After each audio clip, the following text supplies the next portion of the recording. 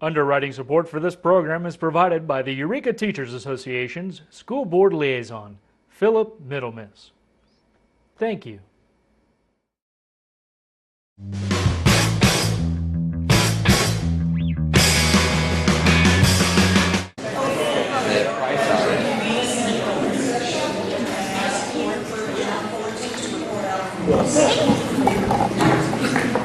C1 is on the consent agenda. Item C2, C3, and C4. No action to be reported.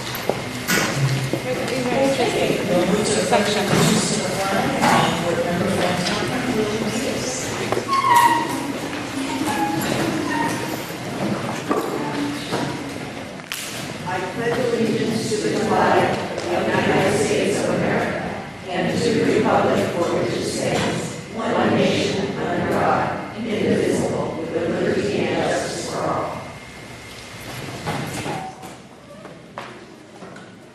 Are there any additions to the We'll move down to information, the 5 student representatives reports. And I'd like to ask 2 students to come up to the podium. I'd like to ask Nicole Costello and Kylie Giovanoli to come to the podium and share with us a little bit about what you've been involved with.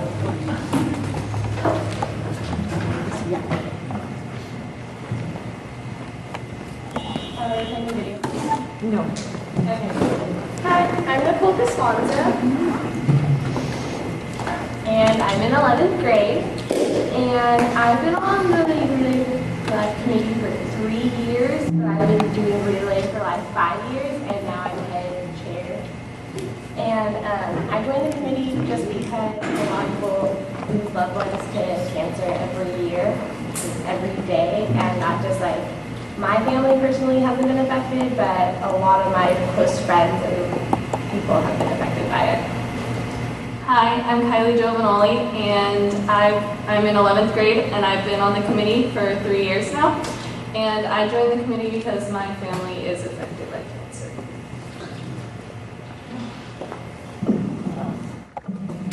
One of the things that I wanted to show the board is a public service announcement that's going to be coming out in the spring regarding Relay Club Life, and I wanted to share it with people that are present here today.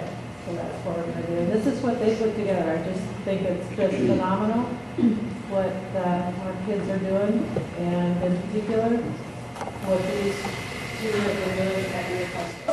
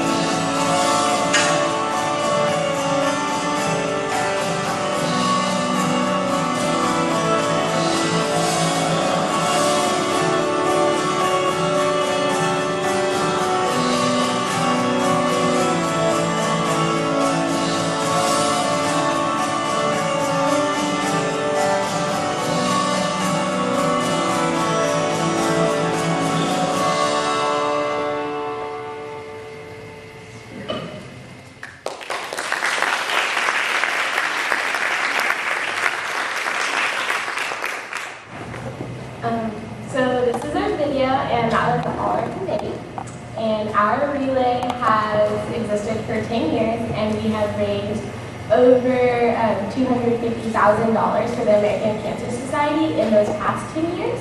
And we are the first high school to ever have a youth relay for life, which is really cool. And that was a video of our committee, and every member has their own reason to relay, which motivates them to work hard for a great cause. We made this video to show that everyone has a reason to relay and everyone is affected by cancer. And our relay is May 19th and 20th, 2012 at Albee Stadium. And our goal is to have 20 teams there and to raise $25,000. Yeah. So again, I just wanted to thank both of you for obviously your support in our community and your commitment to raising funds for people who have been affected by cancer. I bet that most people in the audience here could certainly have had that in their lives. As well, just to let you know how tremendously proud we are of the kids that we have at Eureka High, and you two are shining examples of our students. Thank you.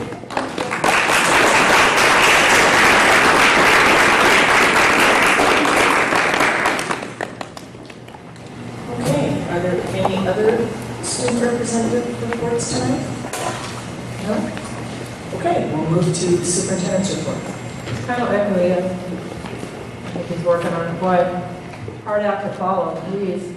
But just to kind of update people with what's been going on in the last little bit here at Eureka City Schools.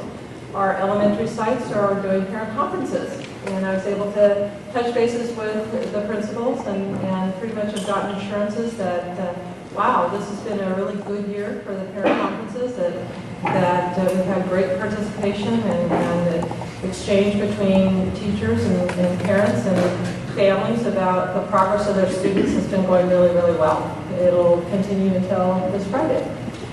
Wanted to let you know this last Saturday, KHUM had a live call-in panel on the topic of youth violence. The panel consisted of Sherry Johnson, Rick Jordan, Principal of Eureka High School, Don Watkins, Humboldt Domestic Violence Services, Meg Walkley, Child Abuse Prevention Coordinating Council Coordinator, what a mouthful. And just some of the topics that they covered included looking at, what were the signs and changes in behavior that we should be looking for in students so that we can hopefully provide some early intervention. There was discussion about bullying, particularly cyberbullying, which seems to be becoming more and more prevalent in today's society. Some discussion on some current legislation that has been passed and will be initiated over the course of the next year related to bullying. Some other topics similar to that. But I just wanted to share that we're very involved in our district, I believe, in really trying to be provide intervention and prevention to help our kids. Along the same kind of theme, we had two teachers from Zane Middle School as well as Mark Gotti attend the HCOE training session for an anti-bullying curriculum, Let's Get Real.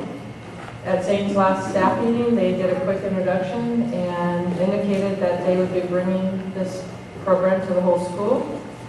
At the next staff meeting, they'll be reviewing the DVD and deciding how they'll facilitate delivering this quality anti-bullying program. Karina Youngie, teacher at Zane Middle School, has taken the lead with this project. They'd be glad to present the board when it gets implemented and kind of share how it's going and what things they see are a result in that. On Monday, I was privileged to go to the Rotary Luncheon, which our school resource officer, Chris Jenkins, received the Paul Harris Award. This award goes to people who demonstrate outstanding community service. It is the highest honor that Rotary can bestow on an individual. Our students in our community could not ask for a more dedicated person than Chris Jenkins. We're very, very fortunate. He puts in hours and hours and hours at a time. He attends most home games, lots of activities. I know that he goes, elementary, he goes homes, middle school, high school. We're just very, very fortunate to have Chris be our school resource officer, and was thankful that he got recognized. Most of the administrative team was also able to be there and share in this honor with him. Eureka High School is continuing with their EDI training, their explicit direct instruction training. On Tuesday, the Eureka High administrative staff, the Eureka High School psychologists, and district office administration were trained on how to go into classrooms and look to see what strategies from EDI were being implemented. We went through, oh boy, I know it's at least 10 classrooms or more. And we went in as a team and we kind of all looked at what strategies are we seeing. We'd come out, we'd kind of share. And at the end of the day, SMART goals were developed on kind of the next steps. So it was, for one, it was always great to get in classrooms and to see teachers teaching and the students learning. But it was also it was appreciated to see that teachers were actually, all of the teachers were implementing some of the strategies that they had been taught in the most recent staff developments. And that's kind of something that you hope to see, and we actually did see. That's the end of my report. Thank you. Okay, we'll move to board members' reports. Wendy? I just want to say that this would be Judy Anderson's last official board meeting with us, and I cannot even begin to say how much you have taught me, mentoring me. When I first came on the board, I'm so sorry for all those phone calls. But I appreciate it more than you'll ever know. And I think that I do not know a person that is more dedicated to the students in this district than Judy Anderson management skills. Thank you, Wendy. John? I'll do my best. Okay. Hank? I had the opportunity this morning to go to our food services central kitchen to look and see what's actually going on there. There was some fairly negative publicity recently during the election about our food services program. And it concerned me enough that I wanted a first-hand look at what's going on there. It is amazing the quality and quantity of food that's coming out of our food services kitchen. They're doing incredible things. They talk about prepackaged food. It's considered by children to be prepackaged because it's so professionally done down there. They prepare the food before it's packaged and sent out. It's an amazing process. They're doing a great job. Kudos to all of those that work down there. And, I can't say enough about it. Brandon? I had the opportunity to stick my head in for a few minutes and then actually stayed for a little bit to see the new temporary digs for the NJROTC, which is over in one of the buildings at the Marshall Annex. And they seem to be quite happy there, although they love their basement and they do want to go back to the basement. But I was impressed. They were basically taking a test, so I didn't want to interrupt, but they were very, very busy in what they were doing. And then today I had the opportunity to go to the Washington School Book Fair, and I think that every elementary school has a book fair, and it's a wonderful, I think they do it twice a year, at least they used to, in the fall, around Christmas time, and then in the spring. And it is a wonderful thing to attend even if you don't have children there, because they have wonderful books and very well priced books, and it's a good place to buy early Christmas presents or birthday presents or whatever else. So and then they make money for their library, so even if you're not a part of the school district, you can, I'm sure they'd be happy to sell you a book or two. Okay, back to John. Okay, I was also there at the presentation of the Paul Harris Award to Chris Jenkins, and I had an experience with Chris with my youngest son when he was at Eureka High, and Chris does a fabulous job. And about the Paul Harris Fellow Award, it is really a big honor. In the 89-year history of the Rotary Club of Eureka, there have been only 180 of these awarded over the years, so this is quite a big honor.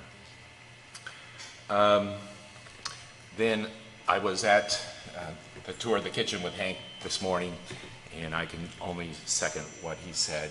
It is a very professional and efficient operation. I was really quite impressed, even though they didn't give me any free samples. And a couple weeks ago, I did see Hamlet, and the auditorium has never looked better. And the students were really excited, and they were really athletic, the way they were running and jumping all over the stage. And my wife and I thought the Three Witches were really a kick. I mean, they were fun to watch. And Wendy brought up that this is Judy Anderson's last meeting, and I can only second what she said about that, about Judy. And in my years as a school board member, I've worked with a lot of school board members, and I can say that I have never met a harder working board member than Judy Anderson. So she deserves a lot more than this, but the board got together and we've gotten her a farewell gift that we would like to present to you. Thank you.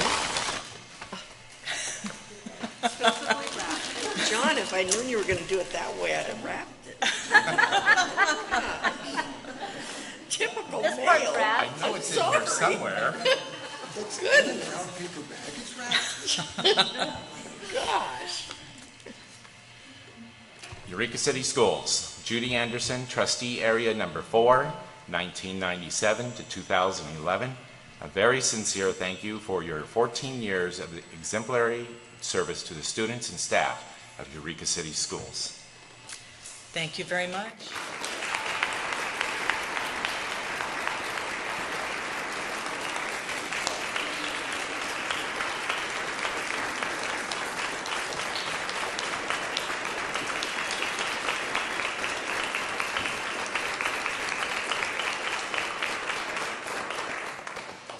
Thank you, and I'm not going to get emotional, so we're just going to go straight to the meeting, but thank you very much. It has been an honor to serve the community these past 14 years, and especially the students, and I can't thank my fellow board members enough. There have been a number of them in the 14 years, and it's been a real pleasure to work with these people who all are looking to serve the community and the students of this school district. So, with that, let's move on to the rest of the agenda. Okay, we're going to go down to public comment on non-agenda items. And this is the time designated on the agenda when members of the public may bring before the board matters that are not listed on the agenda. Legally, no action or significant discussion can take place about a matter not listed on the agenda. Therefore, board members and district staff members usually will not respond to public comments. As printed on the agenda, individual speakers will have 3 minutes to address the board, and each topic is limited to 20 minutes total. I don't have any green sheets, so do I have anyone who wants to speak? Okay. Well, I read that for the last time there. We will move down to the consent calendar. Any questions or concerns by board members on the consent calendar? No? I move that we adopt the consent calendar. Second. It's been moved and seconded to adopt. Okay. Terry, are you asking that the consent calendar, that an item on the consent calendar be pulled? No. So, Terry, when I spoke to you, I misspoke. The only way that you can speak on a consent agenda item is if you ask to have it pulled. But we are going to have a public hearing within the next 30 days or so. So then I wouldn't be able to right now say that we're excited. Yes, you're not allowed to say that. To say that. And we see other people who are also excited that we didn't see or not see or hear about. Yes. I would not also say that we look forward to a fabulous presentation to you at a better time when your agenda is not so full. I won't say that. And within 30 days, yeah. Thank you, Terry. Okay, so it's been moved and seconded to adopt the consent calendar. All those in favor say aye. Aye. Aye. All those opposed say no. Motion carries. Okay, now we'll move down to discussion action. K19, schedule special meeting with a tour of facility maintenance projects on Saturday, December 17th, 2011. And that is, do we have a time here? I'm sorry. Oh, 8:30. There we go. Yeah, it says 8:30. We had indicated meeting here at 8:30, but not starting at Eureka High and then moving off. I know Lori Alexander and I have had a brief conversation on the route that she might suggest after her conversation with Charlie, and I knew that we had talked about it, but I think we're still open to what the route is and how much time we might be able to spend, but my understanding is we were hoping to be back here by noon.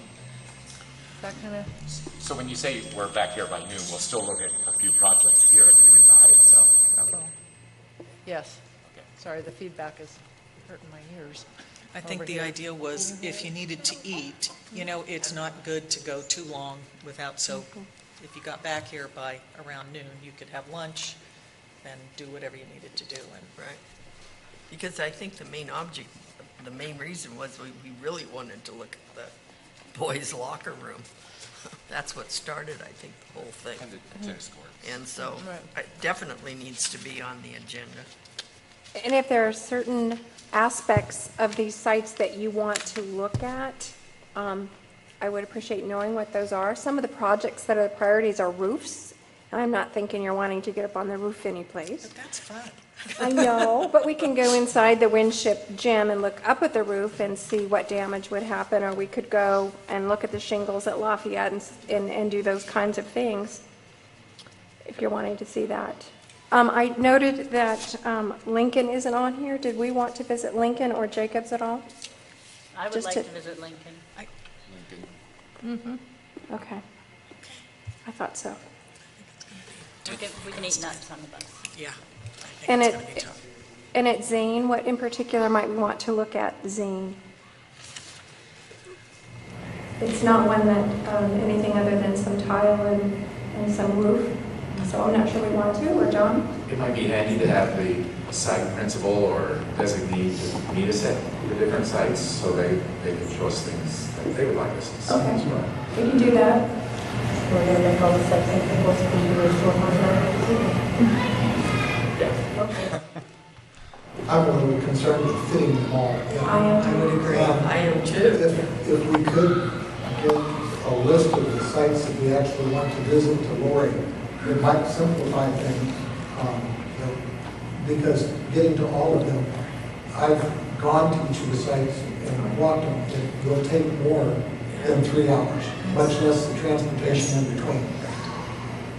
And if you spend all day going to the sites, then you're not taking any time to discuss some of the issues back here. We can spend 3 hours at Eureka High.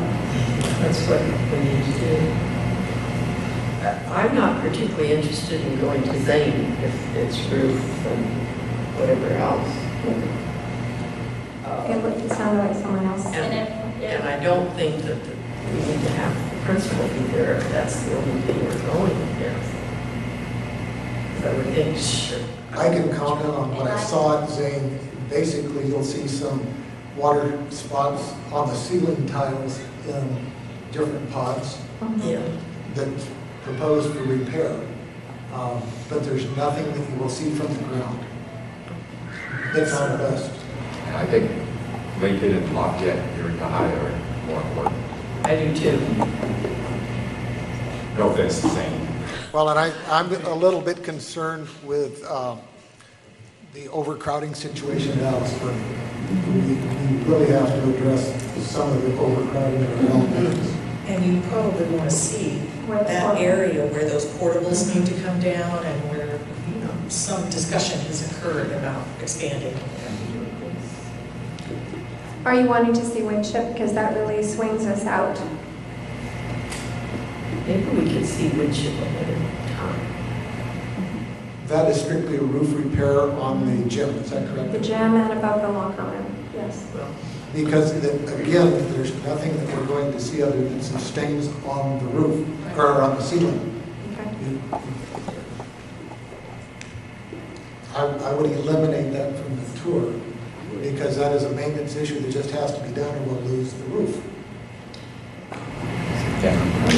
So I'm hearing Eureka High, Lincoln, Alice, Bernie, and Lafayette. We will design a tour to fit your needs. Well, and if there are individual things that need to be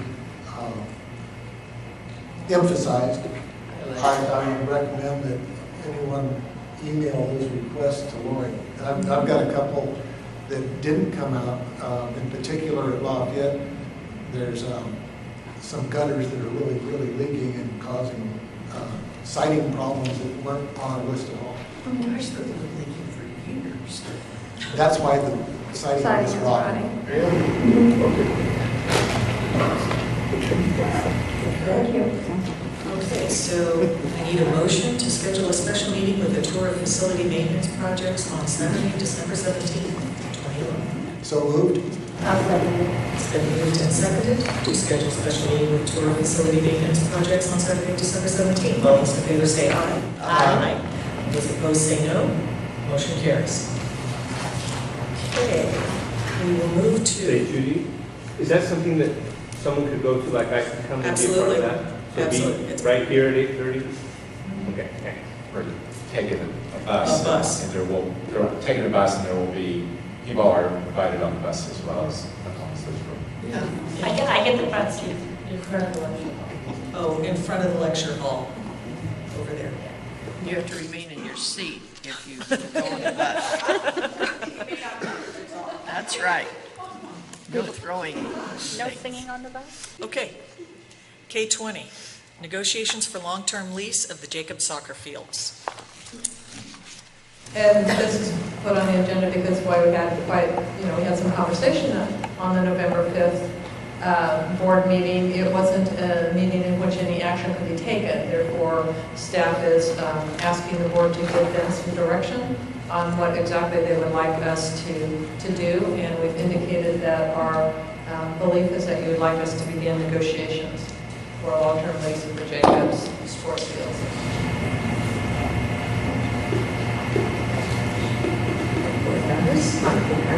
The one who suggested we do this. So what does he want us?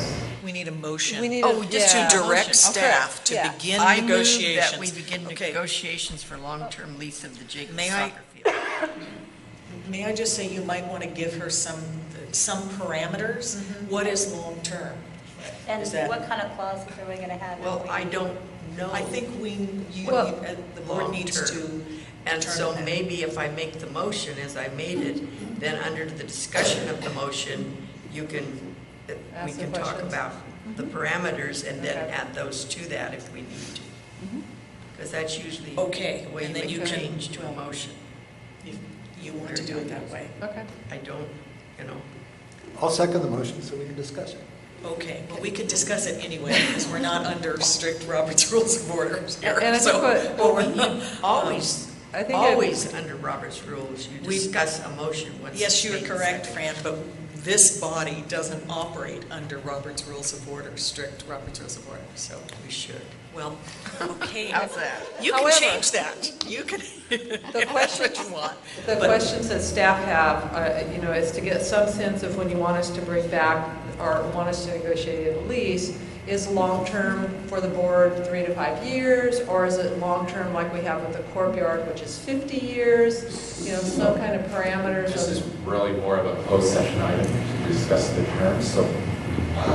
The terms of the negotiation, but just to give some sense of.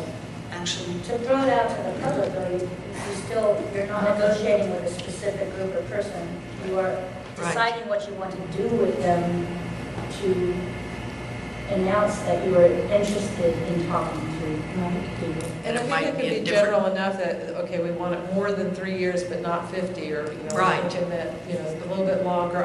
We talked a little bit even on the November 5th meeting, is that, and I think that Russ would even said as well, that there would be, we talk about language on when we could get out of the lease. I mean, those kind of elements, I'm assuming the board wants us to include in this.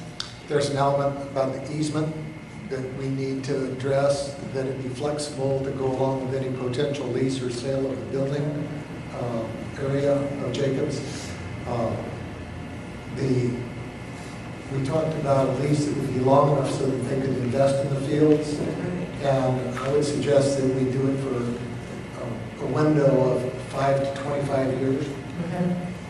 And as far as actual income from it, that would not be my particular priority to realize a lot of money from those fields, but to ensure that they're used by the youth of our community. Okay. You know, I'm not real clear on the legality here, and so, because the district technically leases fields at Washington School, but I believe it's under a memorandum of understanding rather than an actual lease. This property has actually been surplus, the whole property.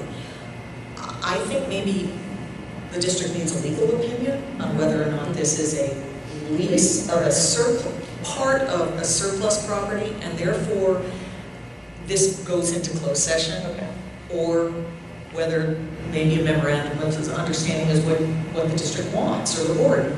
I mean, but I think maybe that's the direction to go to. Just get clarification, and then you know whether it's open or closed, or. When I saw this on the agenda, I just thought this would be more first meeting with the group, more of getting an idea of what they were thinking about and some general parameters from them, and then it would come back to the board as session to start talking more detail about the terms. And I was looking more for generalities, not real specific details, but some parameters that if there's somebody here that would like to give us. Right. So I can go to public comment. Anyone want public comment on this? Okay. And I do think that we've received some additional clarification on what the board would like. If we can get action before. So is the motion dying, or are you withdrawing your motion, or am I calling for a vote on the motion? Well, I think you would still call for I think you still call for because you asked for a lease, and I asked. Forward with.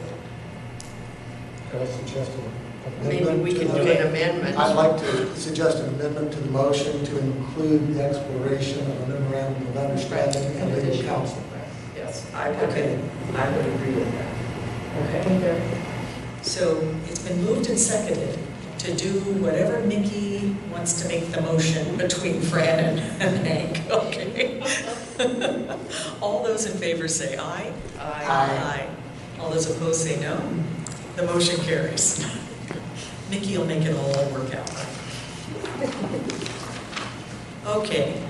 Now we come to item K21, which is about the Jacobs facility and process to sale or lease. And then K22 is the Jacobs facility and updated estimate to demolish the building as a whole and building by building. And I'm going to suggest that we discuss those two together. Because I think maybe we might want to actually talk more about K22 first, before then you look at kind of what K21 is asking. Does that make sense? You know, if you don't want to, because if K21 is actually asking you to direct staff to begin the process to sell or lease that facility without the sports fields, but maybe, I don't know where a majority of the board vote is, maybe what you want is K22, which is you want to ask direct staff to obtain that updated estimate. I think we need that first. I agree. I think we need that first, because definitely updated. And it may turn out that it will be so prohibitive that we'll decide to do something different than what we had talked about. Because remember, K21 requires 4 votes. Right. So it's a super majority. Well, I can see obviously we need to get K22 done first, but on K21, if not now, at some point we need to get real appraisals done on the property with and without the deconstruction of the buildings, so that we have a better idea of what we should be listening for.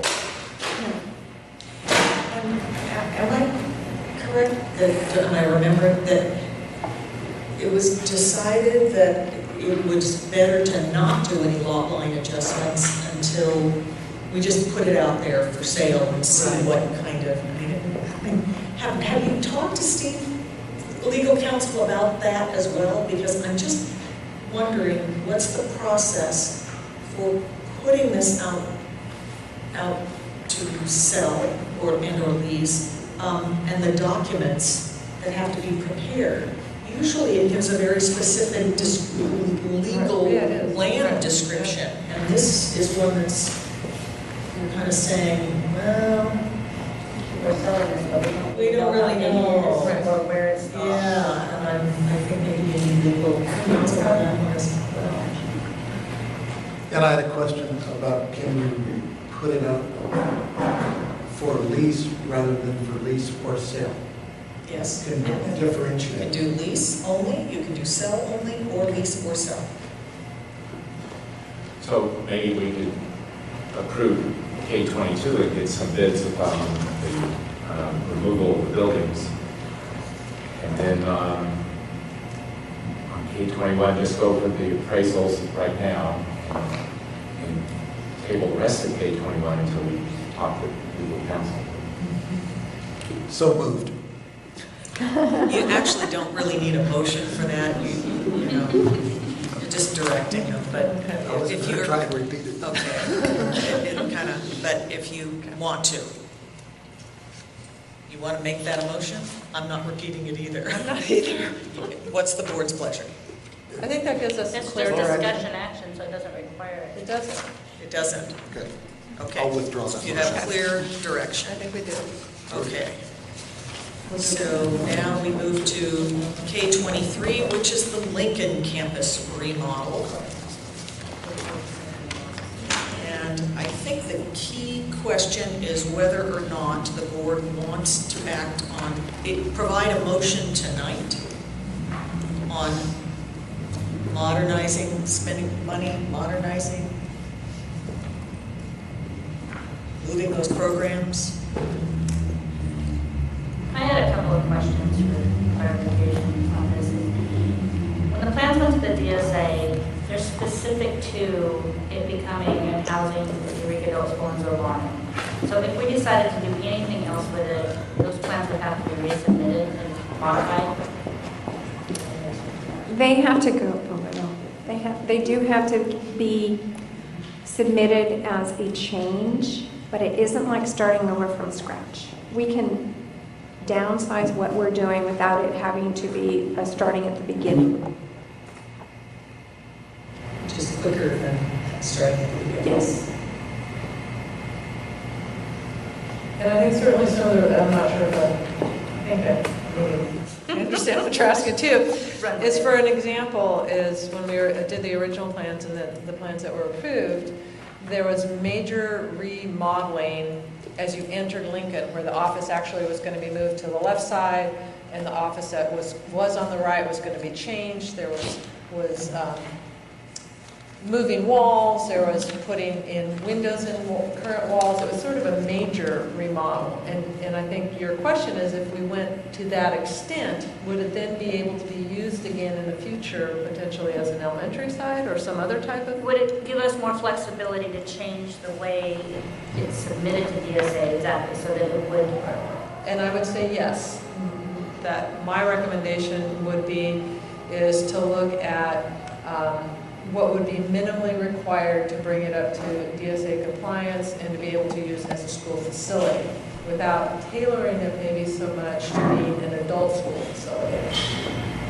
That's kind of what my mind is going. My question has to do with if we proceeded tonight, and I'm not sure we want to, but what would the timeline look like to complete the project? Are we talking 6 months, 8 months, a year and a half?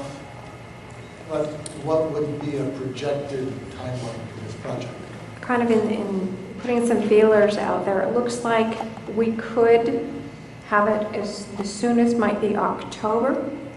But if we put it out to bid right now, the estimate would be that the cost would be about could be up to 25% more cost to us because we would be working through the summer months.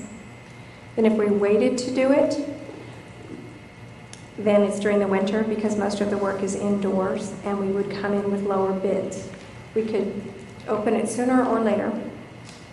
It would just depend on, we could put it out to bid now and see what it is. And then if it comes in really high, the board can make a decision at that time whether to accept that or to delay that. But it could if be. If we put it out to bid now, when would it go into the summer? Yes. Would we have to start in October in order to complete it? No, we would be completed in October. When would we have to start it in order to potentially see the reduced cost? It's not typically done that way, is my understanding. When you put it out, then they start, the folks start scheduling it, and they do their ordering, and then the bids change because it depends on the cost of oil, the cost of glass, and so when they put a bid forth to us, it's based on the cost of that time, with the idea that they would start their project right away. So if we're waiting, say another 6 months or 8 months, there's a lot that could change in that time, and so they would be reluctant, perhaps. If we put it out immediately, what would be our starting point then? Is really my question. Well, we would have to first take it back to the architect to make adjustments to the plan. And yes, it would still have to go back through DSA to look at those plans. We could get it out to bid. That's like at least a month period of time. And perhaps by late February or March, have information in and bids available to us. And then it's a good after awarding the bid, it's a good 6 to 8 weeks of order time when the materials and the items are ordered that would be necessary, which would start construction maybe May and begin work in May. And I've got to believe that's relatively optimistic. Yes. I mean, just that's the what best little case. Experience I have with how we've done our remodels, it always seems longer than you would hope. When we first started talking, it was quite a while ago, we were looking for being able to house, at the time, was over at least by this upcoming school year. We've already missed that one. By quite a while. Actually, we were hoping it would be able to be done by the beginning of the school year 2009. Originally. So it's been going on for 3 years since we voted to go ahead and do the project. Since we're kind of behind the timeline that was originally scheduled, would it be wise to do this walkthrough that we're talking about and talk modifications during that December 17th bus tour before we make this decision? And that's a question I don't know the answer. I think I would agree with that. That's a good idea. Well, I think it would be fresh in all of our minds, and we will have a new board member on board that needs to see what we're talking about. And in fairness to that individual who will be asked to support the decision, it should be inclusive. That other opinion. Okay, so this decision on Lincoln, now your December 17th meeting is a discussion only meeting unless you request that the afternoon session is discussion action. And you might want that. Just this item? You could do it just this item. I would recommend that because we'll have it fresh in our minds. We'll be able to discuss it if we want to take action, right. But to be able to. If we don't want to, we don't have to. Okay, as long as we can do it that way. Yes, you can. That's what I think. All right. Thank you. Okay, now we come to the fun one. Now I have to move. L24, follow-up to facilities workshop, K-8 expansion options, including wind chip.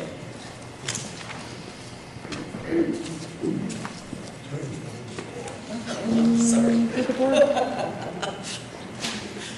First of all, I want to reiterate is that, we currently are definitely, in the discussion phase of the conversation. The good news is our K-1 and second grade enrollments have continued to increase, which is a wonderful, wonderful thing. But this year in particular, when we hit over 300 kindergarten students, we started looking at the impact of that increased enrollment on our elementary side. Recognizing that we still have a couple of years of a dip in enrollment, our 4th and 5th grade classes are still lower, so as they move through the system, K-12, we're going to continue to decline for a period of time. However, we're feeling pretty optimistic about hopefully the tide has turned and we're going to, if not have a relatively flat picture enrollment-wise, we may actually start increasing enrollment K-12 over the course of the next several years. So just as a brainstorming, we put several different options out at our last facility discussion meeting. Based on that conversation of the meeting, there were like 3 different options that I'm going to explore a little bit or discuss a little bit further tonight. But I wanted to start with kind of reminding, or for those that weren't here, these are sort of what was presented last meeting. So I don't know if people want me to go through it a little bit, or if you want me to move into the more likely options that we're considering, recognizing that they're all still in the running. It's not like we've voted one out or one in. But for tonight's conversation, I thought we could look at a couple of options a little bit more in depth. From this discussion, that could mean we do even more things in depth or slightly modified. But these are the things that we talked about briefly at the last meeting. So I don't know if there's questions on this particular slide, or I'm just going to move forward. Okay.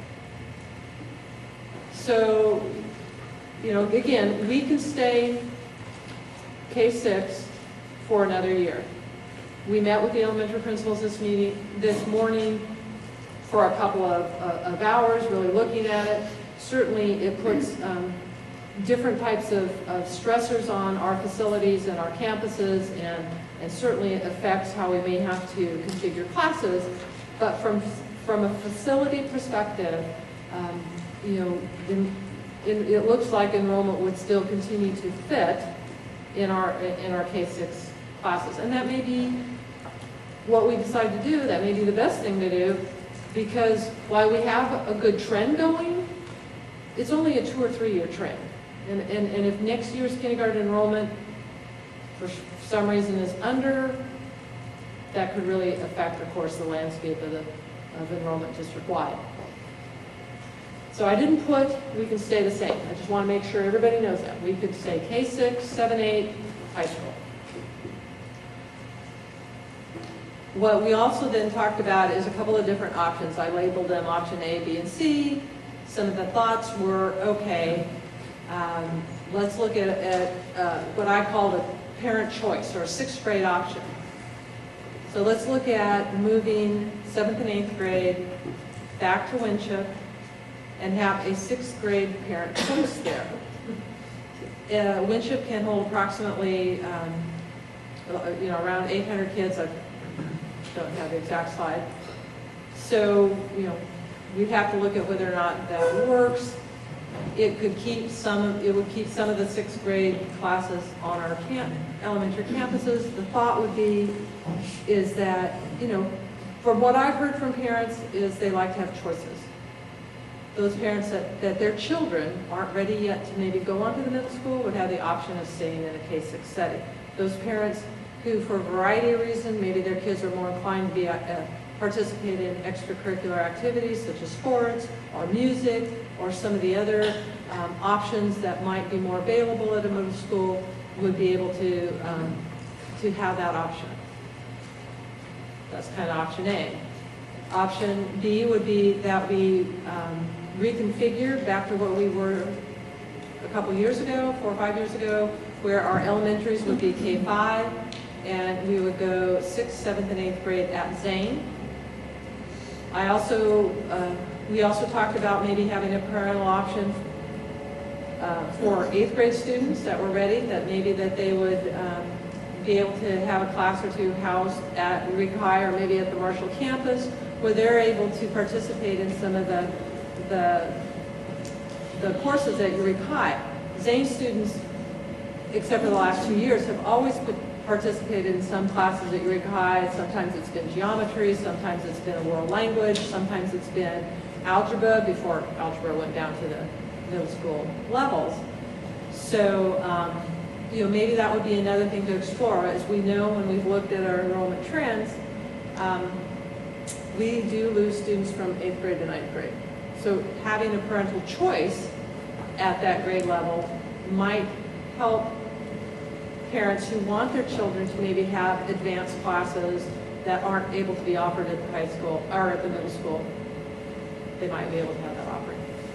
C, we've talked about before, which is a buddy school or a pairing schools, where you take 2 of your sites. We've talked about putting Washington and Lafayette together and Alice, Ernie, and Grant together. And one of those schools would be the primary grades, and the other school would be the upper grades.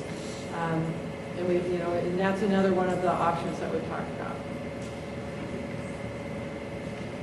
Leanne, on the first one, would that also, Zane would stay the same? I just need clarification. Does that also include Zane staying 7-8? That would not include Zane staying 7-8. That would be moving 7th and 8th to Winship. So Zane would use for... Well, back to the Lincoln conversation, it's if Lincoln, even if we say yes, we need to remodel Lincoln and yes, go, but it's going to take a year or a year and a half. I'm not, you could move the current program's house at Winship to the same campus. Okay, so one middle school. One middle school. Okay. Yeah, we don't have enough enrollment, darn it, yeah. to have 2. Yeah. So it'd be 1 middle school. So then what would you do with Zane? And again, it depends a little bit on the Lincoln conversation. Let's say the board decides not to remodel Lincoln into adult ed and an alternative program. We could look at having Zane be that adult ed alternative program. We could look at magnet school. We could look at a lot of the other things that we have looked at Winship, but we were somewhat hindered in our options because Winship being in the Cutton School District, we can't go elementary. So Zane is in our... Zane is in our district. We can do K-12, basically whatever we want within limits. But so if we wanted to do, like we've talked, maybe a 4, 5, 6, 7, 8 or something like that, or magnet school, or people have been talking about some of the STEM, science, technology, having that. Would the 6th graders fit at Winship along with 7, 8 at our current enrollment? It would, we would have to look at that. If we went, if we went 6, 7, 8 at Winship, my initial projections would be they would not yet fit, which is why I did the parent choice. We could maybe get 2 classes of 6th grade at Winship or 3, and then there would still be classes of 6th grade at the elementary sites. It would alleviate some of the enrollment pressure there and still provide that option. So right now, each of the elementary sites have 2 6th grade, some 5, 6 combos? Basically, yes. So if you went a 7, 8 with a choice 6th grade, you possibly have 1 6th grade class at each elementary school? It would depend. But those are some of the things that we would have to work out. I know when we met with the elementary principals today, just tossing ideas out is whether or not we would want to, those are things that we have to explore. My concern with a configuration like that, although it sounds interesting, is that you don't have the ability to project what the parents are going to choose. Whereas right now, we know how many 6th graders we have going to each side. We know how many 4th graders are going into our 5th grade based on where they live. So if you, I'm thinking it could backfire if you offer that choice and you don't have the ability to accurately judge, and you've only got 2 classes at the elementary school, 6th grade now, so then you get 37 kids that want to go to, that drops your 6th grade class down to way too small. at one site. I just see that, I see it as a potential problem for not being able to accurately predict how many students you're going to have in the 6th grade at Winship. And when I tried to do some of that brainstorming,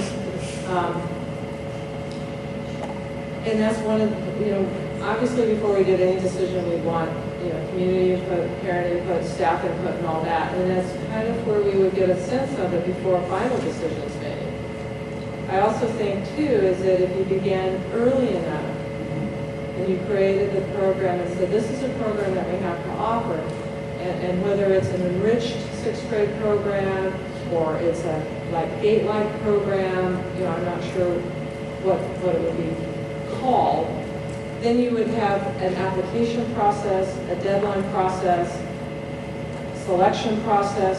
Every year. Yeah. So every year you would be reevaluating how many students you're going to have at a school site. You don't do that in every school site every year. Yeah, and I'm not sure it would be every year because ultimately if I made a recommendation, if the facility worked, I would probably go back to potentially a 6th, 7th, 8th grade at Winship and a K-5, but I don't think it would fit right now. So it might be a year or two transition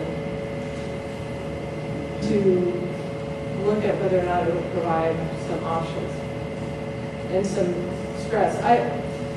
I'm not saying it would, but I'm saying these are things that we can explore. And I'm not saying that I don't like the idea of it. Right. I'm just saying that I'm thinking of, as we go through these, something that pops into my head and I say, wait a minute. Right.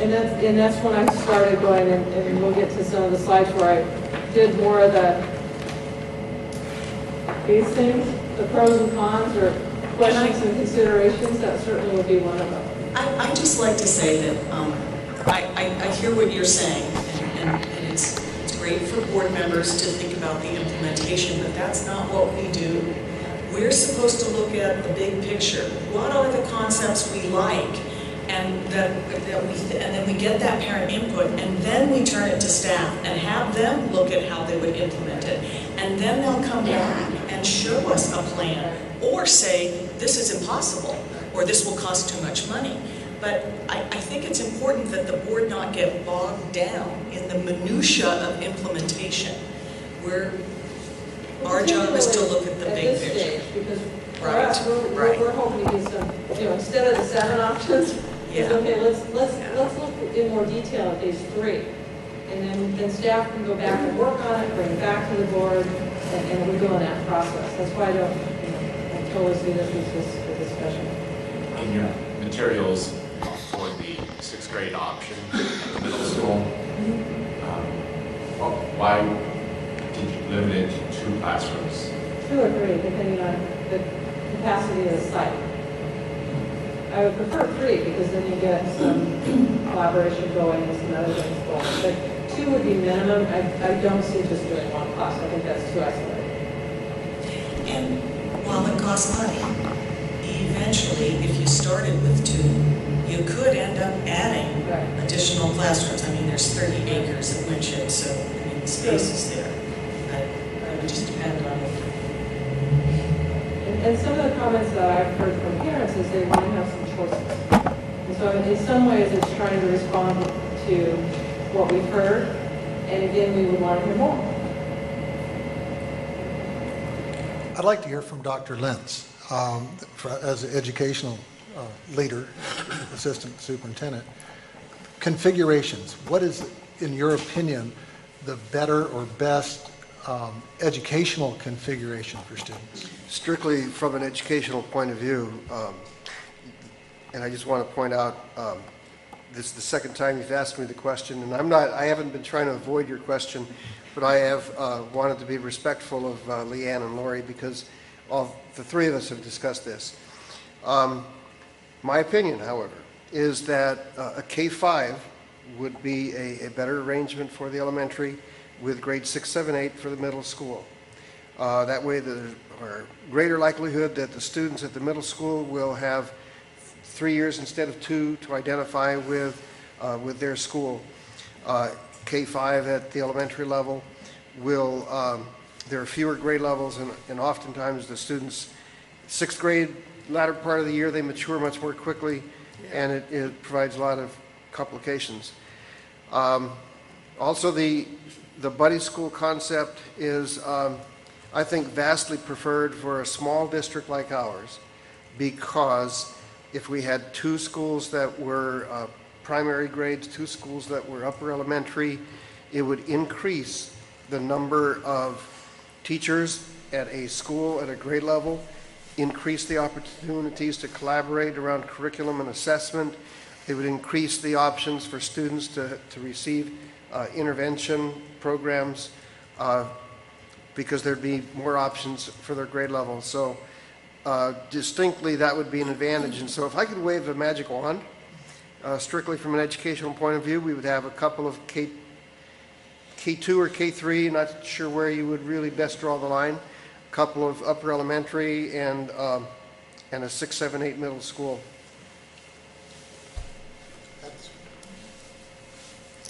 So as long as we're on that, I'm kind of digressing, I realize, but one of the concepts is this TK, K1 at one site and 2 through 6, or 2 through 5, whatever, at 3 other sites. Because, and one of the couple of things I thought of was, one, the possibility of taking the Winsler preschool and moving it onto that site as well, making it a pre-K through K or 1. But then, are you saying, well, but would that still accomplish what you're saying as those collaboration? Putting the TK, K, and first grade at one site. And along with, say, Winsler preschools? Yes, yeah, pre-K, yes. Yeah. That would be consistent with that notion of expanding the opportunities at those grade levels for teacher collaboration. Okay. And that would also do what with combination classes? That's, because we're so small, it is very hard to predict. We have, this morning, meeting with the elementary principals, we took a look at how do we deal with the enrollment if we simply take the kids that we have now, we move them all up a grade level, and we keep the same families at the schools where they're at now. Is one option, and then another option is to look more broadly at trying to reduce the numbers of combinations. Then you're sort of uprooting students and uprooting families, and it seems like there's not an easy solution either way we go. Well, we talked quite a bit about the buddy schools. What, 2 years ago, 3 years ago? We spent quite a bit of time on it. And we really had a lot of objections to it at the time. A lot of people who did not like that idea. And so, but maybe now they'd be more open to it. I would really not like to see 8th graders at the high school. I think it's fine if we have an occasional 8th grader that needs advanced or whatever, and they can take them, but 8th grade to me is not high school. I should clarify, I didn't mean all of 8th grade. But I knew that, but because you said it would be, but you still could get quite a number of parents who would request that their students go there. And to me, I didn't even see necessarily housing it on the Eureka side, but looking at housing it on the Marshall side as well. I mean, where? Well, because we're there. We have at least one classroom that once it gets done, it'll be ready, and then we have the portables. We have P19, and we have, as you go down the hall where the boardroom would be, the second room is a classroom. I'm not real sure about the thought process behind taking a kid off of one campus or a class of kids off of one campus to move them to another campus to take one class. That's always kind of confused me. It's like, well, if you have enough students that you need a class, add the class to where they're at rather than take. And I can see individual students going into a 9th grade class, but I can't see creating a class in a different space. Why the transfer? Why the distance? Why? you're going to create a class, why create it at the Marshall campus? Why not create it where the kids already are? So that's kind of confusing. Because, well, primary is because of transportation. And how and again, it's an exploration, but to me, it was like, one of the reasons why we're losing kids is parents are choosing to take them where they get an accelerated academic program. And so the thought from my perspective is, should we explore where we could provide an accelerated educational opportunity? It wouldn't be the same as the one that they're leaving us for now, those 30 kids a year, but it might provide them with an accelerated opportunity that keeps them now. So it may be that they only have 2 or 3 classes in the morning, and then the rest of the afternoon they're taking different electives, and there's not enough of them to create 3 different classes at the middle school, but there's enough of them to add 2 classes to German 1, 2 students to German 1, 2 students to Avid, 3 students to some of the other course options that are here at the high school. There is no way you could create that at the middle school. I'm curious as to what we perceive to be the number of kids we're losing at the middle school based on a lack of academic rigor. I didn't say that. I said, or that there's not accelerated. You're right. It's between 8th and 9th, and they choose an option which they believe provides their students with an accelerated program, that being the Academy of the Redwoods.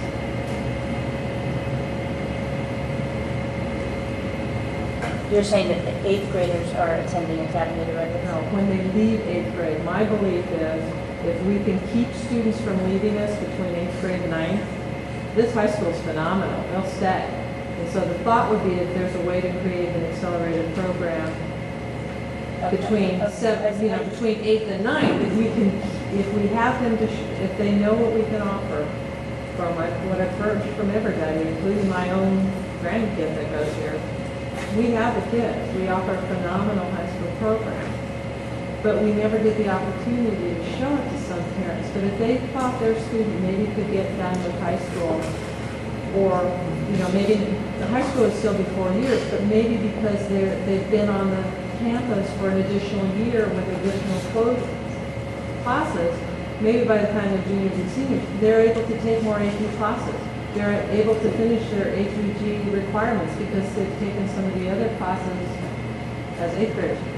I think there's certainly, it has to be well thought out, but to me, and I just realized I'm getting into what she said I shouldn't do. I jumped out of the helicopter. I wanted to present it because to me it's somewhat of a different concept, but to me it's like, okay, what are some things we can do to make sure that we keep our kids?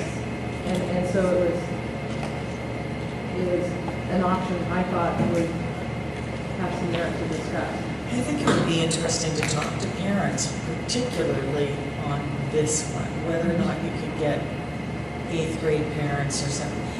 You want to tap into the parent. Absolutely. Who, or maybe even the parents who already have kids at Academy of the Redwoods. I mean, I don't know, but it's to know whether or not that might be successful. I think there needs to be some real targeted public input. And that's why I started off the conversation. This is just discussion. If there's a sense of, yes, let's go further, then we will. And that's where you talk to parents, you talk to communities, you talk to staff. But that's kind of what I was seeing with an 8th grade option.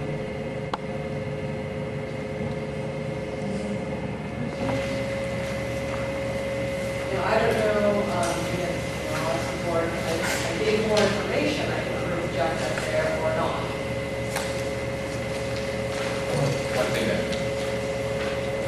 Theoretically, if you went to the buddy school, you could have a student, you could have 3 different, in fact, you could have 4 different schools, a student in 4 different schools. Brothers and sisters. In one family. Correct. one thing that looks kind of interesting, I'm not sure if I'm, this is just, we're all thinking out loud here, but is having the Winsler program and the TK K1 at one side, and have all the young kids be at one school, and then 2 through 5 or 2 through 6 at 3 sites. That sounds interesting. One thing about the buddy school concept, we got a lot of complaints, parents wanting their children to stay at one school for the whole 5 or 6 years or 7 years of elementary. And I wonder if that's still true these days. South Bay moved to the grade 3, 4, 6, and talking to one of their board members, they received very few complaints. And they were kind of surprised they thought there would be more complaints. But it's been received well, he said. As a parent, or grandparent who picks up kids at 2 different schools, it's hard enough. One getting out at 5 after 2 and one getting out at 5 after 3, and if I had, and maybe the high school one I wouldn't have to pick up. But, you know, they're too far to walk to their homes and so forth and so on. And even though I would like them to be able to walk, it's good for them. But I'm just thinking I'm just throwing that out because I know it'll come up because it did come up before.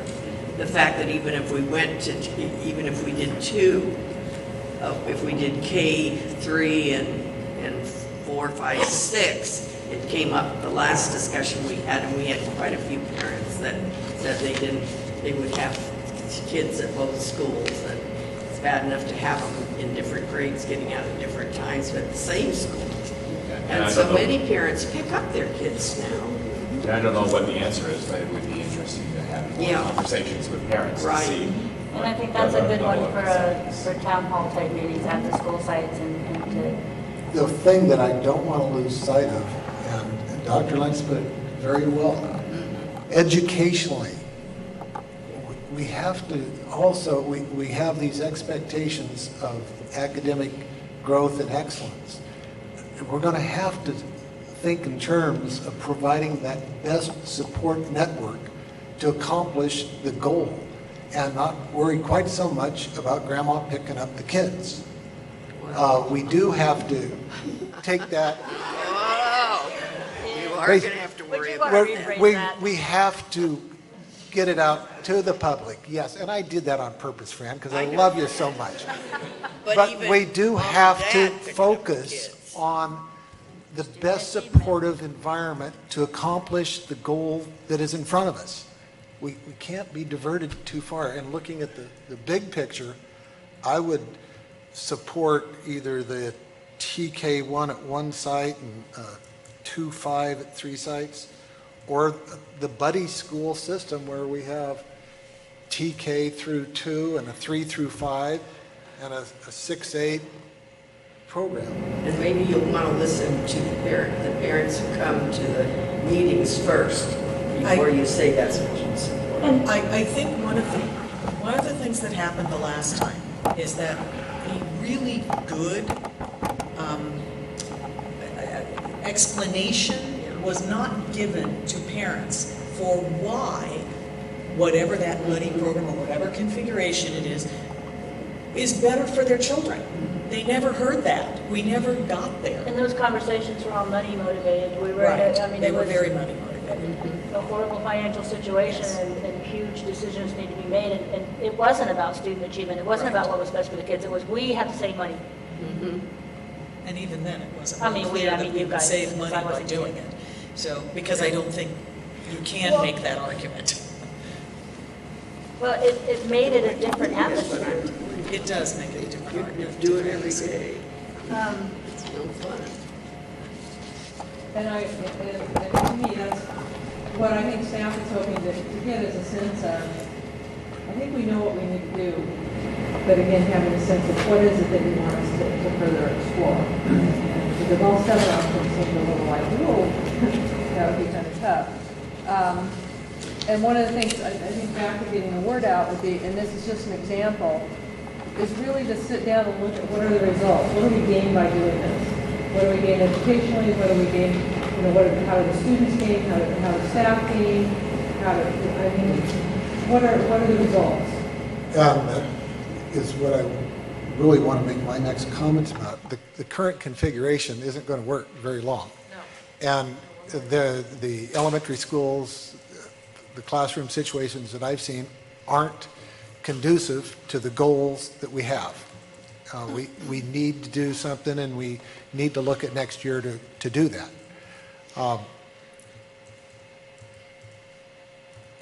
Moving things from Zane to Winship just to move across town doesn't sound like something I would support right at the moment, because it's not changing anything. If we're going to add sixth grade to the middle school, educationally, I think it's the right thing to do.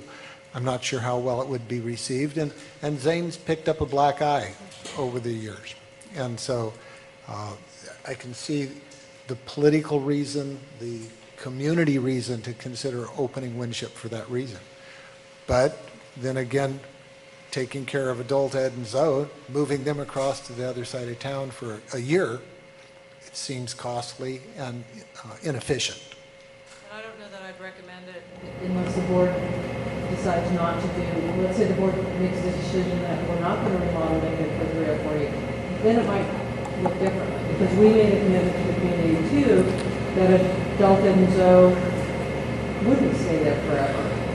And we can't do much more because of it being in Patton's district, that we could actually develop adult ed and potentially other alternative programs more within our own boundary areas than we can currently where it is. So it kind of all goes together. Yeah, it does. You know, because if this decision's made here, then it's going to affect the other decisions that could be made. And we're not making the decision tonight, obviously. Well, and I'm very interested in the concept of a STEM school, to develop it stepwise and phase it in. It would be nice to have the luxury of not being impacted at the elementaries, but right now we are, and we need to make some movement to alleviate that crowding. And I don't know if we want to give any direction tonight or not. But I want to talk about Winship just a minute, because while I will not be making this decision, I believe it is more important to eventually, at what time, but eventually move that 6, 7, 8, maybe it's just 7, 8, from Zane to Winship. And here are one, I felt, good reason was what Dennis talked about, which is the value of the Winship configuration and how it will impact the supervision of students. Now, we know there are issues, there are problems at Zane, and supervision, I mean, making it easier for staff to do that is going to help that situation. The second is, we also are pretty sure that by moving that program, whatever configuration it is, to Winship, will probably most likely bring new students to the district. That's also a good thing. It also is probably going to bring those new students, most of them are going to be high achieving students. I mean, that's just the reality. We know the ones we've lost, and we know that probably many of those families will come back. That's a good thing, and that impacts the educational issue as well. Plus, of course, what Leanne talked about as far as just it solidifies, you're putting it in the right place to expand for the future to being out there. That's my bit on Winship. I'm all in favor of moving 7 and 8 and either a 6 or an option 6 back to Winship. But as far as moving Zoe and adult ed, I don't want to see them move just for 1 year to Zane and then move again. We need to do it all at once, direct from Winship to Lincoln. And I'm not interested in waiting 3 or 4 years to remodel Lincoln. No. So I would want to have Lincoln remodeled immediately, as quick as we can, and then move the 6, 7, and 8. 7, 8, and maybe 6 or option 6 to Winship when it's available. So if you go And back I didn't, to, oh, sorry, go ahead. You go ahead. I didn't see, and that was what I was interested in, Zane becomes a K-12 or a possible K-8. It's not on our reconfigure. No, Because it's open. It's just, it's open. Or a 7, 12. Or that could be where we do our STEM. Yeah. A STEM, A STEM, if you add STEM an 7, 12. Right. And I can see Winship is said, science and technology, magnet type, whereas Zane would be a art and Having supervised both Zane and Winship, facilities. Judy and Dennis are 100% correct. Zane is incredibly difficult to supervise. Because the buildings are in the way. Configured wrong for. All the It would be levels. good for small And the buildings pods, are in the like way. that group and that area containing smaller pods, but the way it's stretched out. And different levels. Trying to supervise that with 2 or 3 people is impossible. So, okay, if you go back to here and you're looking at the phase-in 6, 7, 8 at Winship, if it were up to me, I would say don't do that. I just move them. Whenever you move them, move them. And one reason is you can move particularly your administrative staff. You know, otherwise you're splitting or you're getting 2 principals, you're doing it, that just doesn't, and I don't know, magnet school at 6 through 8, is that really a separate topic? Or, I mean, you could just say that the conversation is just 6, 8 at Winship. It's not really whether it's a magnet or not, it's just. Is the magnet the same as the stem that you were talking about? Or is it could be a stem? Yeah. Okay. Because would it basically be 6, 7, and 8? It would be I mean, do they have, what I'm trying to ask is, I don't know the STEM program, so what I'm Science, asking is it geared to, younger, to elementary kids, or is it geared to middle school kids, or is it geared to high school, or is it geared to K-8, any grade? Okay. Fran, when the term, because I had trouble with this too, when the term magnet, when I first learned, and I asked about it, magnet is something that draws kids. So it's a school and it has a special program that's different than that one, or that one, so that, and it could be anything you choose. Oh, I understand that, but I'm just asking as if it could also be a STEM school, because that would be different. Right. That would certainly be different, and it would cover You more have to than decide one what your area. magnet is, whether it's STEM or a garden school or a whatever. So if Winship was the middle school, then the magnet school would actually be Zane, the STEM program or whatever it was called. And I wanted to ask too, is if, and I agree 100% with Judy about moving Zoe down to with Zane for like a year, that just is, or whoever said that, I guess it was John. But are we still talking about having Zoe and adult ed on the same campus? Or would they be, I think one of the reasons that we chose Lincoln for Zoe and adult ed was its location. Because it was on the bus line, it was easy to get to, basically, it was, and I don't think if we moved it down to Zane, that would be a wonderful, I would go over those bumps every day if I had to. But I just, Not as centrally located as like this pocket. It does have a bus line right out the end of that one driveway, but it's not as. What's the next step to get input from the public to have meetings at school sites? And what's the timeline for that? And I would say to some degree it depends on if we're going to take all 7 options or if we're going to try to narrow it down. So after our facilities tour, our next meeting will be. Or however many are. Well, 7. And those could change. I mean, those are just concepts. I mean, they were thought out, and they were well thought out with several conversations, but Well, they there's could be more. really only 6. The phase-in 6, 7, 8 is when we were going to have 2 middle schools. Correct. Yeah. So we've got it down to 6. Well, and I don't see where the current configuration is an option. We have to do something. That makes fun. I want to say that it is an option, but it may not be the best option. Okay. But as far as getting community input, I kind of favor TK through 1 at one site, and then 2 through 5 or 6 at the other 3, because I think there'd be less resistance within the community with the east side and west side issues that we've always faced in this community. I'd like to see the possibility of Judy's suggestion of even adding Preschool? Winship, Winsler. Preschool Well, if we're already having trouble because we're overcrowded and you're talking about the same number of kids split between 3 sites, now you're adding Well, not if the 3 sites were 2-5. 2-5. So not as 2-6, but only if it was 2-5. Because up there, it has 4 schools that are still handling kindergarten through 6th graders, and then you're going to add in preschoolers to 4 schools.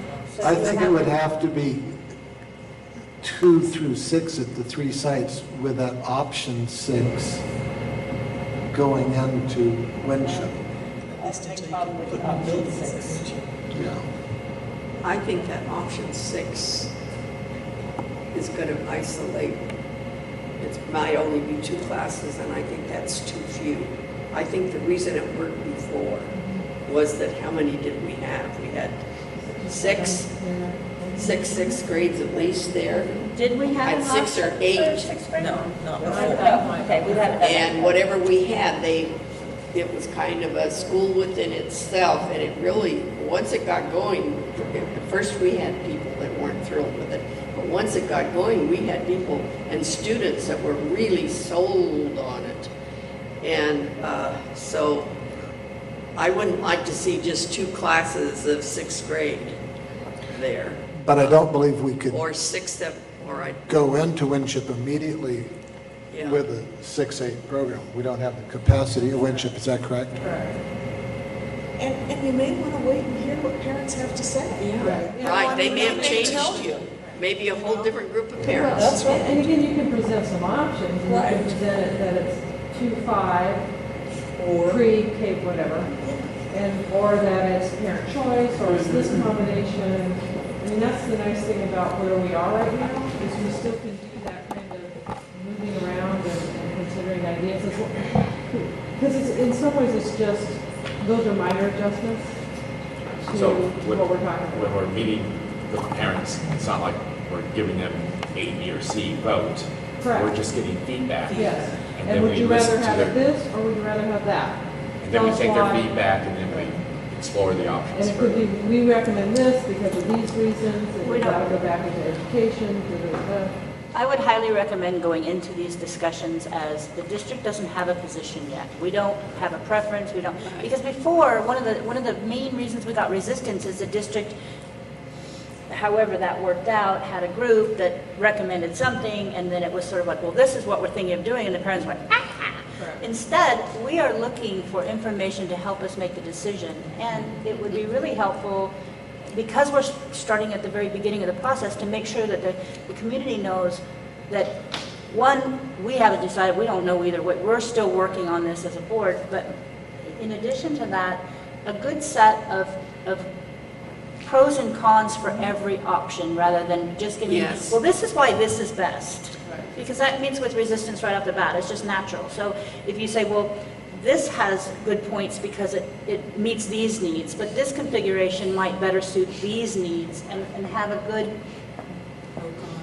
pro-con thing going so that... doing something like that, what would be the results or the benefits, and then what would be the considerations, which would be kind of like the cons, and then some other details. So it would be doing it, but it would be without things written under there, and just start... Exactly, making it absolutely clear. We don't have a position. It's kind of a benefit analysis, kind of town hall meeting. And we are in the fortune, even though I'm not saying it would be ideal, we could stay one more year as we currently completed. So that kind of takes some of the pressure off in a way for us to make a more informed decision than, oh my gosh, you know. And if Lincoln isn't ready for the second school anyway, then that might be the very best. best to It stay might. one more year. And if that is the decision, then how can we support the pressures that we know exist at elementary? And definitely recognizing that we need to. If we went, say, K, if we did the pre-K or whatever it's called, and that K, the new K, whatever it's called, K1 or through 2, would we have a school, would there be enough, there would be enough students to fill one of our 4 schools, or pretty much fill one of our 4 schools? Because I think we need to think about the facilities. I think we also need to think about, if we're going to do something like that, what kind of things we have on the playgrounds for little kids. Basically, our playgrounds are built now for little kids up to big kids. And that's the analysis I think staff can do. Yeah. Do fairly well. And I don't think that would be a problem if our kindergarten class is 300, and then you add in the first grade, then that's going to fill up a school easy. We could fill grants. It's the small one. Yeah. If we're going to take a couple of options, the paired school option, I'm interested in seeing how much resistance there is to that, because again, Dr. Lentz's position about the lack of combination classes, the collaboration, those points are so well taken that I would like to see it explored. And when these meetings are held at the individual sites, we need to have at least one board member there to listen and bring back to the rest of the board. I think, I'm going to make this suggestion. You can call it a board meeting, and that way all 5 board members can be there. But I would like to suggest that you do it the old strategic planning way, which means you're at Alice Burney in the cafeteria and you set up little rounds, just put the chairs in little round circles, there's no tables. And then there's maybe those charts, you know, and get out the old post-it whatever sticky things so that it's, and then maybe an administrator works with each group. So the board member just finds a group by themselves and sits and listens, or goes from group to group. Board members do not talk. I mean, you have your board president open the meeting, so you do that. But then everybody can be there at every one of them. If you don't want to, you don't have to. But I think it would be, and then staff runs it. Anyway, that's a suggestion. I think it would be better that way, because that, rather than somebody come back and report, I think that's very difficult, because we all may hear things differently. But then this way, at one school it might be a real antagonistic group against a certain thing, and at another school they might think that, oh, that's a marvelous idea. And it would be, you would like to see, well, which school really feels that way and why do they feel that way? I think it should be set up the way you suggested, and all of us, if we possibly can, to be there. And you're just listeners and not really. And listeners. And let staff do the. Well, and we can do some preliminary work too on okay, if we look at some of the ideas that we've heard tonight, which schools would that be? Mm-hmm. Will we really fit? Where would the division have to be? And again, increase the numbers. Now we'll bring in the preschool mix to the equation. Mm-hmm. We can do some of that work ahead of time because we've always got to be conscientious that we're still operating within our current facilities and our fiscal reality. So one of the interesting things about I want to ask about the preschool. Would the preschool just be the children that are eligible to go to Winsler now? Because I'm thinking if we open it up as a preschool, that anybody who has preschool children could put their children in, and that would really, because preschools are really hard to come by these days, and a lot of parents can't afford them. And that would again be something we could explore, but that would increase staffing then. I mean, we would have to know whether we would have a preschool base to be a paying base. Yeah, it would be increased staffing, and would we get money for them, or would we have to live under the parameters of the preschool like Winsler? Can we take students that are 3, 4, and 5 years old or whatever? And it would depend on whether we want to be a licensed preschool or a non-licensed. Okay. So those are things that we need to know, because I can just see a lot of parents say, "Ooh, free preschool," and put their kids in, and then we wouldn't have enough room for all the kids. And we were talking a lot about adding Winslow, but I think there was a map going on here. Washington right now is about 540 students. In that school year, it's about 360 kindergarten to leave next year. And how many first graders do you have?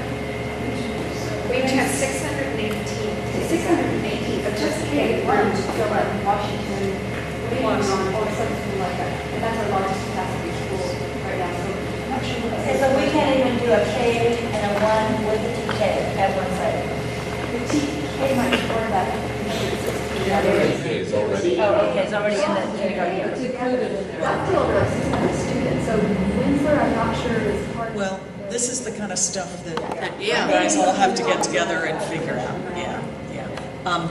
And while you were doing numbers, this is my last, or maybe my on this topic, but we talked about on Saturday, maybe a discussion, board members, so this would be just a tickle item, about talking about maximum capacities from an educational standpoint at each of these elementary sites, and what you thought, do you Alice Burney up to 750, or do you want to, I mean, do you still want to have that conversation? And if so, I hate to ask for more staff.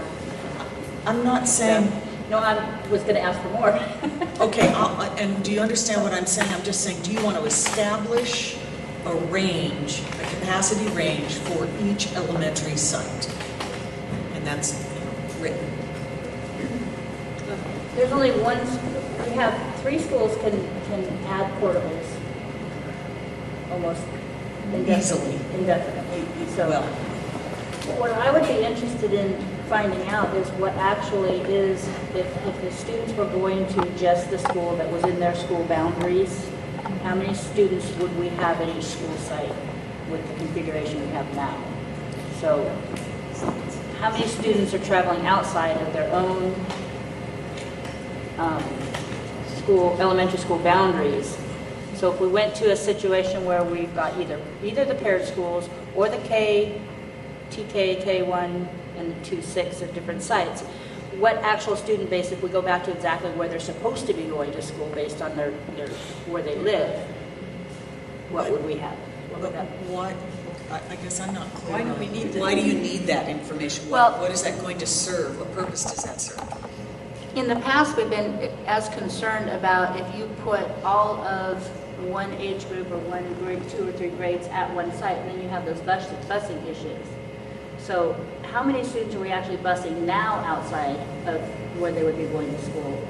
And if we did that, then we would be obligated to bus all students to whatever school we delegate to be the K1, TK, K1 site.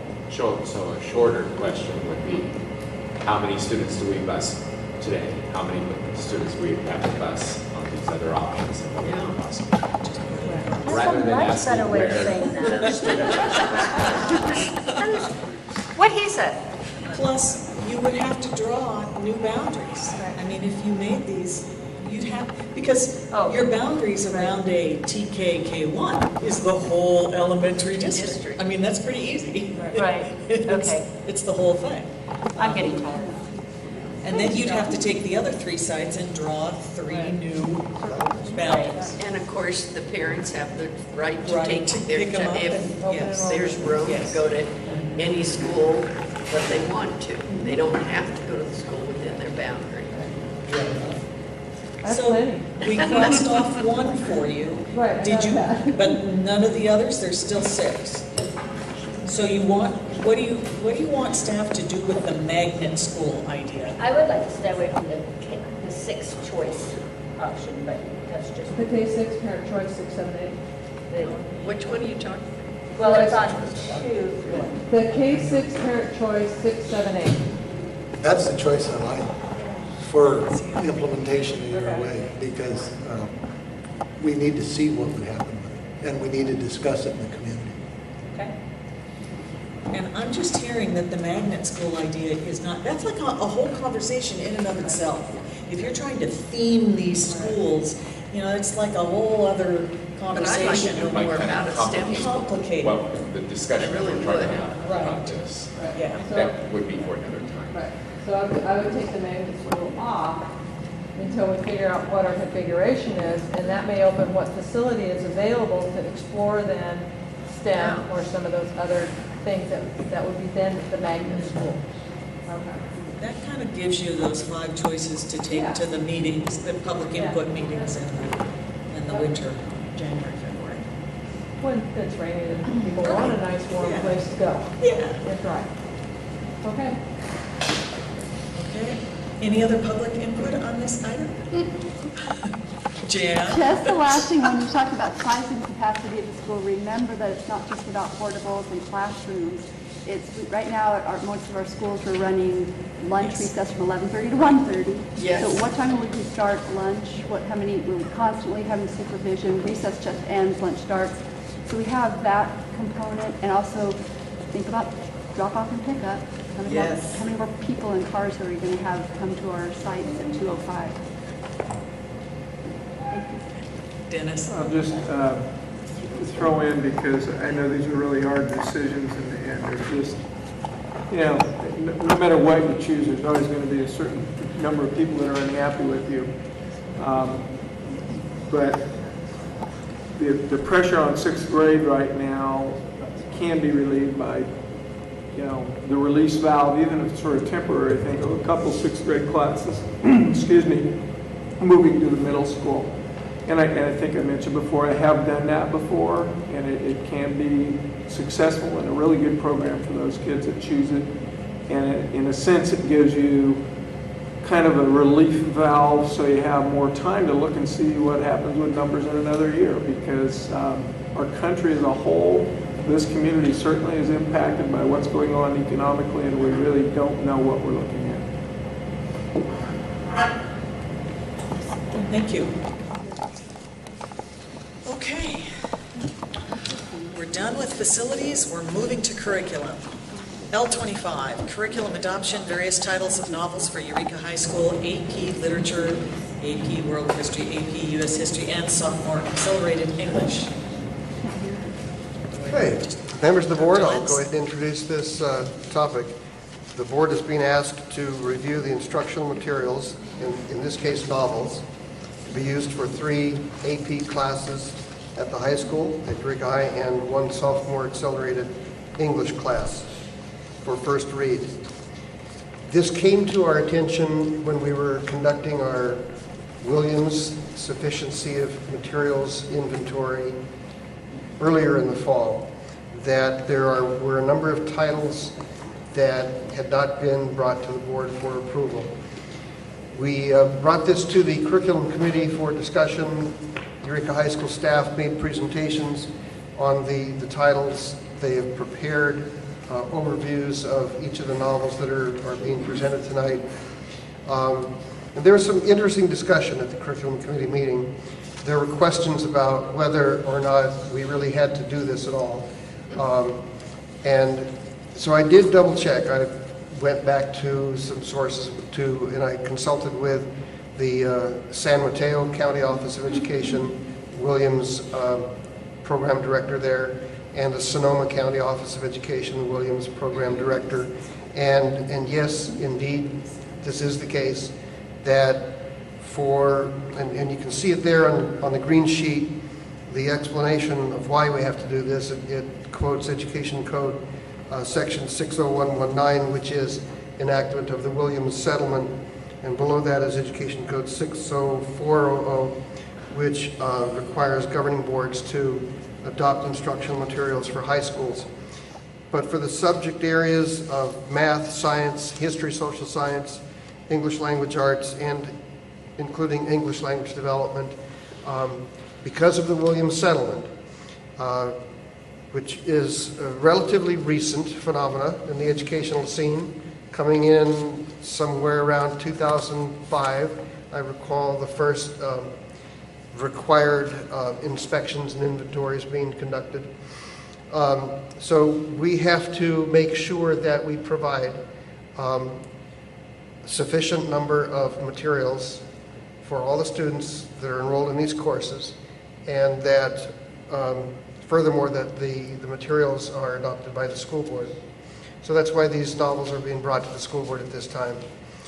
And it's also suggested that as a process, because my understanding is that the teachers of the AP classes select more current novels from time to time, and each year and would give students titles to review over the summertime, to purchase and read ahead of time, so that perhaps on an annual basis in the late spring, any new titles that teachers would want to put in front of their students for use could be brought to the board on an annual basis, and it could be something that could be fairly routine as well. And tonight, Jennifer Dean Ravinsky is here with a big box full of books. Would you like to address the board? Do you want me to stand up for you? Yeah. You want your book? No, I think I'll leave them there. Good evening. So I'm a representative. I don't teach AP World History, nor do I teach the AP US History class, but I'm here representing my department as the department chair. Let's talk about US History first, since there's less on that list. 2 books, Rich has them in front of him. One is Our Founding Fathers, and the other is the Howard Zinn's People History of the United States History. And both are very widely used in AP history classes, representing 2 different perspectives on U.S. history. Some would argue conservative and liberal. They're used supplementary basis, and the AP U.S. history class has a textbook that's adopted and currently the major source of their readings during the year. The AP World History class has a really, I think, exciting approach to presenting voices, world voices. There's an incredibly long period of time that AP World History in 10th grade covers, thousands of years, 2,000 years. And her literature, her list, reflects that, and what the kids do is they choose their topic of interest to read over the summer. And you probably have the list in your packet along with the synopsis, the little kind of description of each. Each kid can really focus on what they're interested in and then bring that voice in when it's discussed during the year, and sort of become the expert on, for example, they read about Islamic women, or they read about the Cultural Revolution in China. And so those voices are kind of brought in, and it's really just the raw, true, real story. It's not pretty, and world history isn't, so that can come through the student's voice. And many of them choose to read more than one. There's never been a complaint about any of the books. I'm keeping it for my personal book club because they're amazing, amazing books. Do you have any questions that I can answer? No questions?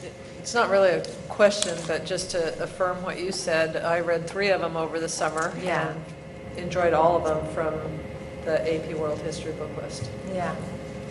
I read Founding Brothers a couple years ago, and it's an excellent book. And I paid a whole lot more than $4.99 at Borders for it. Yeah. It's like $19 or something. Well, the Howard Zinn's People History book is online for free, and many of these books are really cheap on Amazon, although we have purchased them all due to the Williams Act considerations, and they're there as kind of a loaning, like a lending library.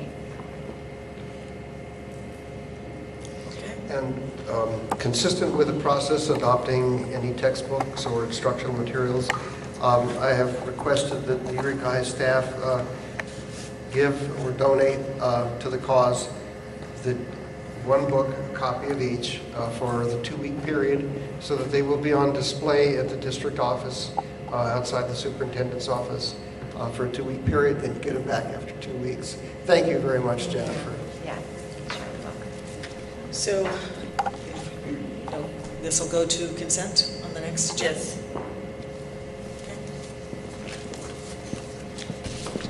Okay. Item L26, recap of Eureka High School auditorium construction and refurbishment expenses. So I will admit that I asked for this, and I know Paul Ziegler and Debbie Tilley put a lot of work into this, because I was astonished when Rick Jordan said at the rededication that it was $400,000 worth of, because I didn't remember as a board member ever hearing that it was $400,000. So I felt like it was important that the board see the numbers and know that this came out of general fund monies. So Cal EMA paid for part of it, but the district paid the rest of that out of general fund. I don't remember the board approving that spend over $230,000 out of the general fund and lottery funds. I could be wrong, but this came as a surprise to me too. We didn't approve it. How was this done without the board approval? I remember that we were given a list of the repairs that needed to be made, and I remember being told that we were only going to be reimbursed for a certain percentage of the earthquake damage. But I don't remember getting numbers, but I don't know that at the time that discussion we had that we had numbers.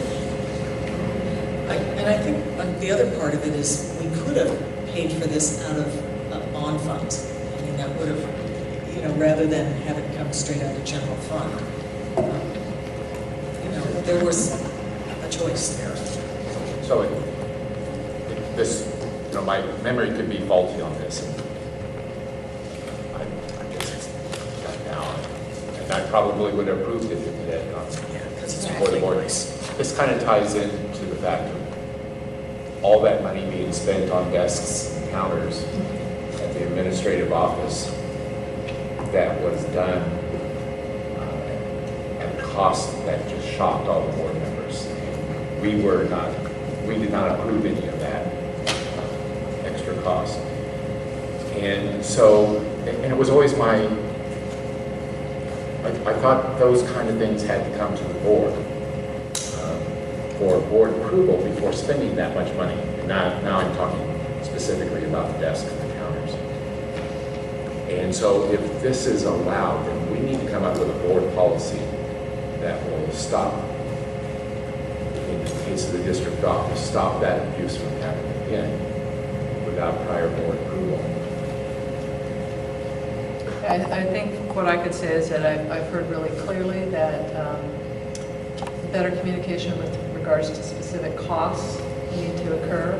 I do think there was conversations about what was needed, but not the specificity that the board would like to have. And I think that was one of the primary reasons for also bringing it forward was to ensure or make sure that we do bring matters like this to the board that has more specific detail than more general, this is what needs to be done without the backup to it.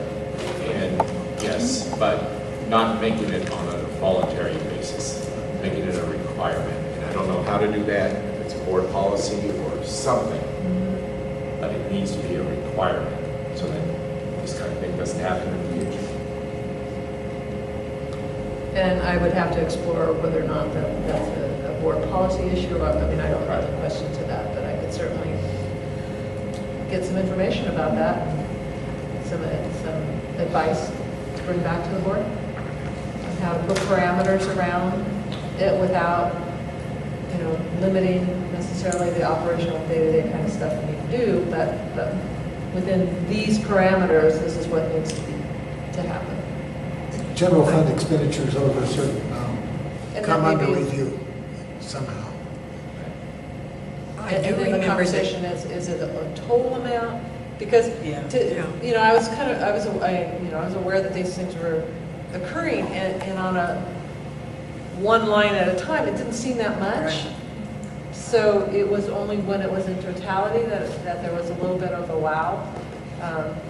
And I think part of the problem too is the fact that we swept those funds from the Lincoln, you know, in there, so it feels like that's what was spent, is some of that swept money, that the board had the understanding we were saving that for specific things, and so I think that's... So the board approved an estimated project cost, and it... On this? No, on the move to Marshall. Specifically on the move to Marshall, it was, in those discussions where we were deciding whether or not to sell the Walford property and how much of that would be used up remodeling. There's no motion. There's no motion stating that. Well, there was the bids on the construction, and the bids were approved. Right. But on the money for the desks and the counters, there was no motion. That's what I was And asking. it was done Was not not only that. without board approval, but without board knowledge. But you... That. But as I remember, we were told that the money that came from the sale of Wolford Avenue would cover what it would cost to completely redo the Marshall Annex. But he was not given carte blanche No, to spend all no, of it. I know that, but that's what we were told at the time, that this was what it was going to come to, and would. And in an interesting aside, I was told today that Dr. Stokes hopes to move in by the 1st of December because there was so little that they had to do to that building because it was in such good shape. And I was told that from a very interesting and very qualified source, because I know that was one of the reasons that we were told that we needed to sell it, was it needed help. Remember, though, that schools had to come up to a higher level. I mean, the ADA compliance was not there for us as a school. Oh, I understand that. And he but doesn't have this- to comply in this- those I- things. that's- But it was the rot and all of that sort of thing. I don't remember any rot. However, the point here is that there's actually some CSBA guidance, I think. It's up to the board to craft their motions, giving direction to staff the way you want. I mean, it's up to you to make that motion. And if you want that motion really, you want very clear parameters, then we have to do it that way. I mean, so there may have to be some more thought on the part of, in the future. Well, I did make the motion that, and I know that it was written down because I just read it recently. I did make the motion that when we're finished over there, that we get a complete breakdown of every penny that is spent on that building. And so I'm just reiterating that should come. Yeah, I know we provided a pretty complete update, but we're not quite done yet. No, so I know that, we and need I'm to- not asking for that yet. I'm asking for when it's done, we know what was spent. One of the other things is change orders. And when we were doing bond work, we actually did ask the superintendent to start to bring change orders to the board. And there was a regular, that was happening. Yeah. I think that maybe things have gotten a little lax and change orders haven't come because any project you're going to do. And I have a feeling that maybe the auditorium, that is what, I don't know. And I don't know what's happened over at Marshall because I don't know all of the details. But because some things you can't, I mean, if there's rot on a corner of the building when you go in, you have to take care of it. So, but it's good to have it come to a meeting so that the board hears that. So I wish you luck in crafting that board policy and improving your motions. And I want to reiterate, I'm not disagreeing with the project on the auditorium. Right. But it makes me very nervous money was spent without prior board approval. But I definitely object to what was done in the district office. Not blaming you. I understand. But I didn't hear what you said, John. just that I was not objecting to what was done at the auditorium. It was necessary. Yes. The auditorium was, the issue about the auditorium was money being spent without prior board approval. Yeah. But the exact opposite is at the district office. I'm very upset that that money was spent on the desks and the counters. 100%. Okay, we have no further closed session, so I will adjourn this meeting. Done. And where, John? There's my little gift to you. Did you? Oh, there I am.